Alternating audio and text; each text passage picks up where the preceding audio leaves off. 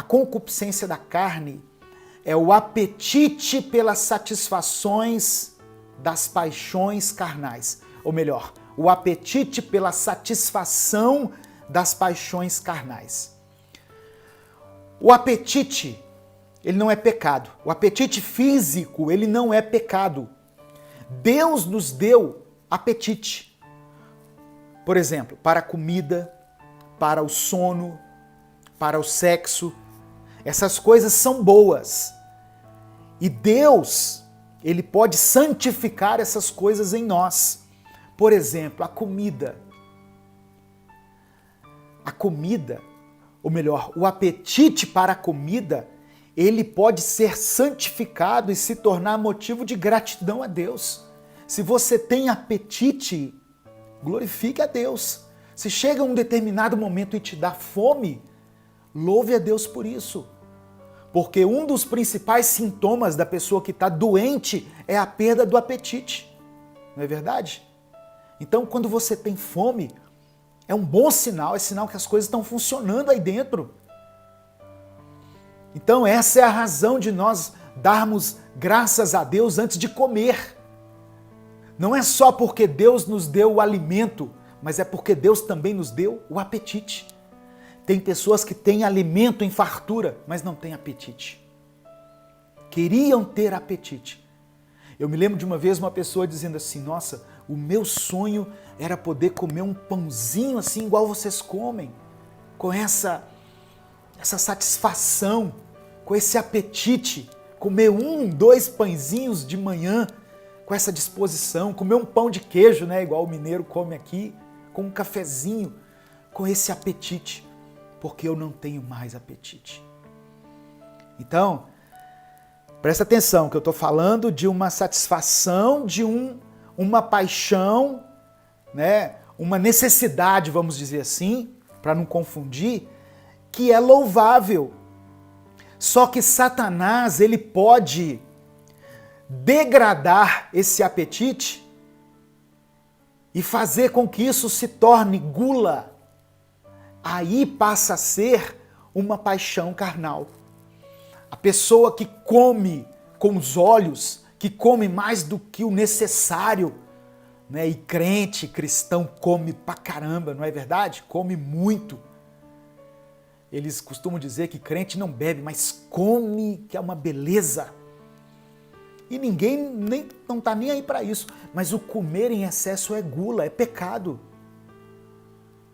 Então nós temos que ter autocontrole nessa área, porque o comer em excesso faz mal para a nossa saúde. Irmãos, isso é palavra de Deus. Eu não estou inventando nada aqui. A palavra de Deus diz que comer em excesso é pecado, é algo que Deus reprova, é gula. Quando o povo estava no deserto, que Deus mandou o maná era recolhido para cada família, segundo a necessidade, né, para aquele dia. Não poderia nem guardar para o dia seguinte. E as pessoas comiam, se satisfaziam e ponto final. Não poderia guardar. Talvez Deus estava dando uma lição ali de que nós, em relação à comida, devemos consumir somente aquilo que é necessário. Então eu aproveito essa abertura aqui para falar sobre a sua alimentação. O seu corpo é fruto daquilo que você come.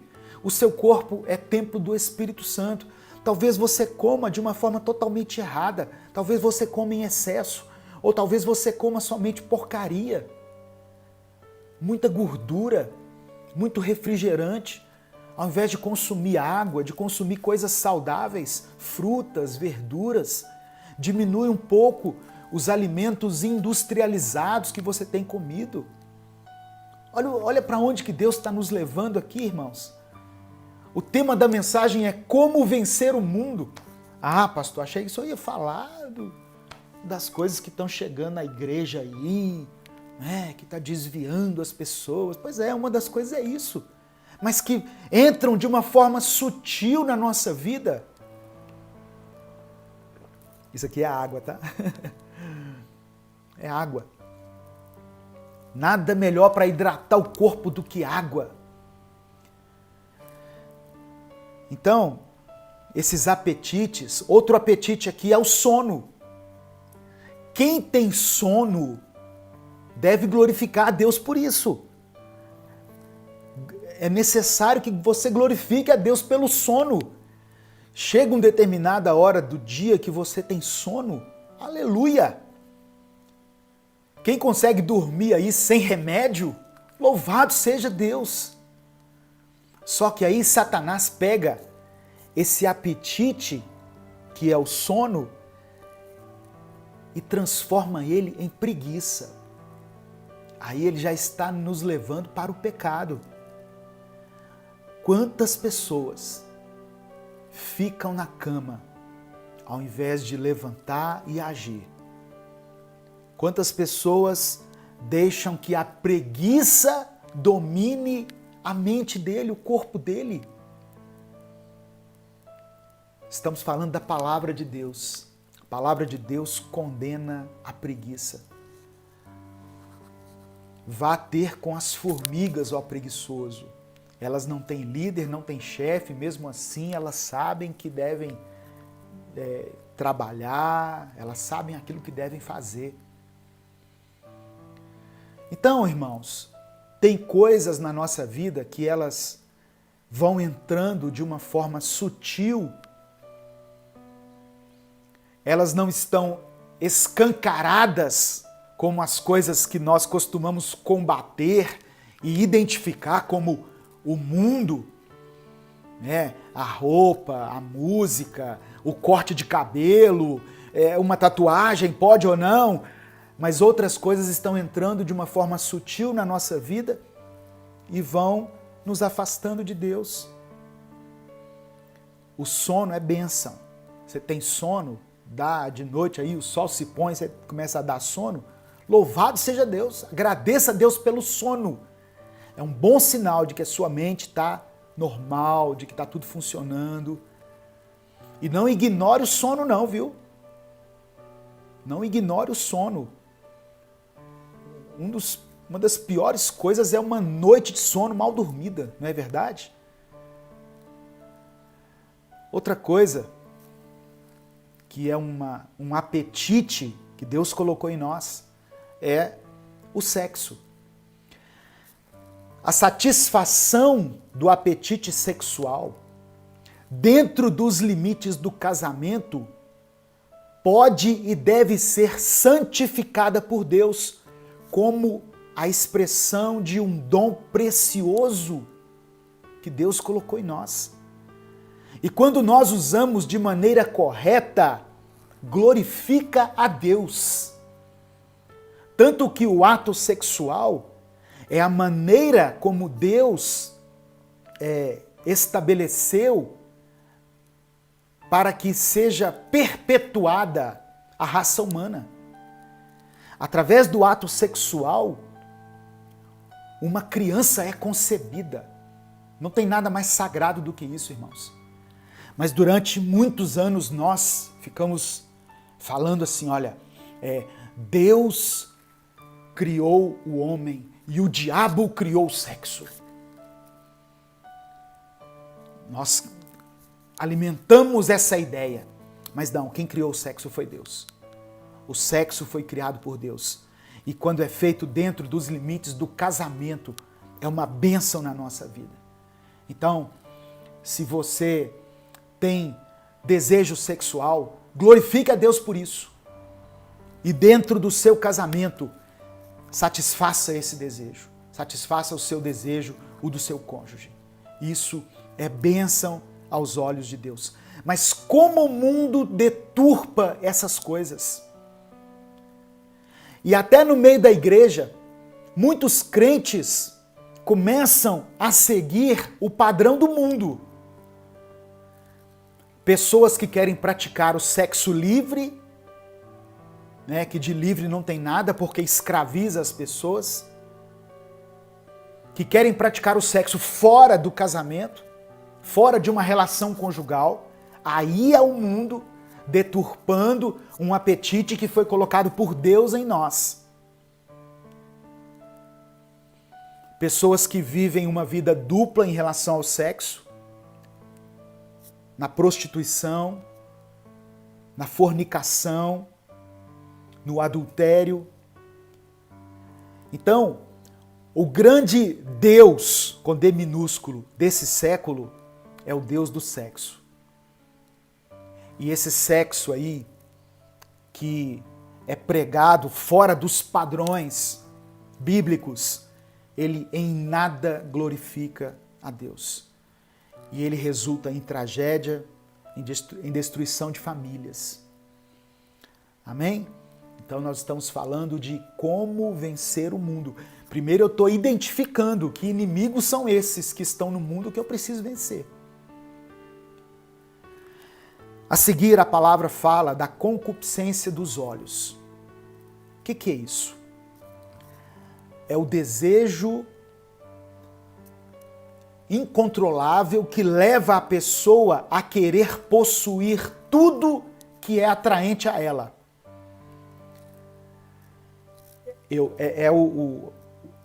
O lema, né, do capitalismo. Eu vejo, eu quero, eu compro. Ou eu vejo, eu quero e eu posso conquistar. Então esse é o pecado que a mídia principalmente explora. Qual que é a função do marketing hoje?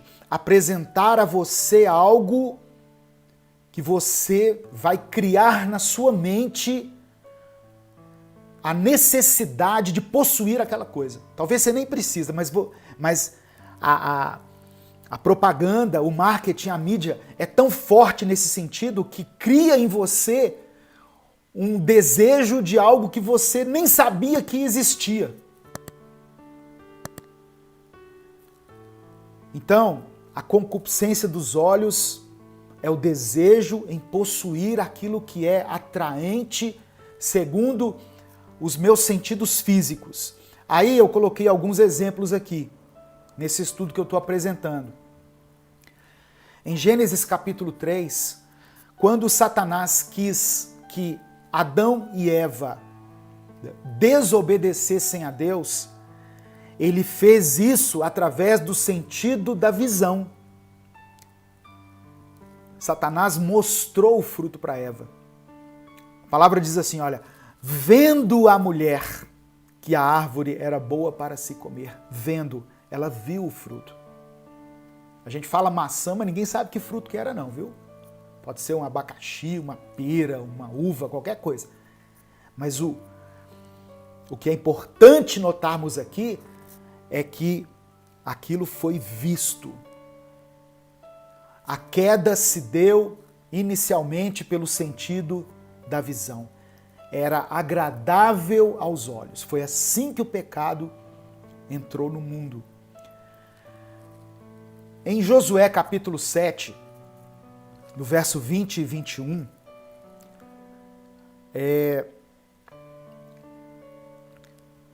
houve um episódio aqui em que Josué conquistou a cidade de Ai, e a ordem de Deus era para que eles não tomassem nada daquela cidade, porque eram coisas consagradas a outros deuses, mas um homem chamado Acã, ele viu alguns objetos, ele viu e cobiçou e tomou para si.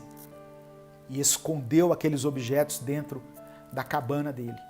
E aí a próxima batalha que Israel deveria vencer, que era essa aí da cidade de Ai, ela não venceu, porque havia pecado oculto, um pecado gerado pela visão.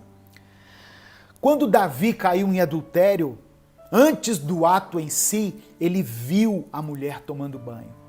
Então, a concupiscência dos olhos é aquilo que muitas vezes é colocado diante de nós, que gera dentro de nós um desejo de possuir aquilo. E geralmente algo que não pertence a nós. Algo que não pertence a nós.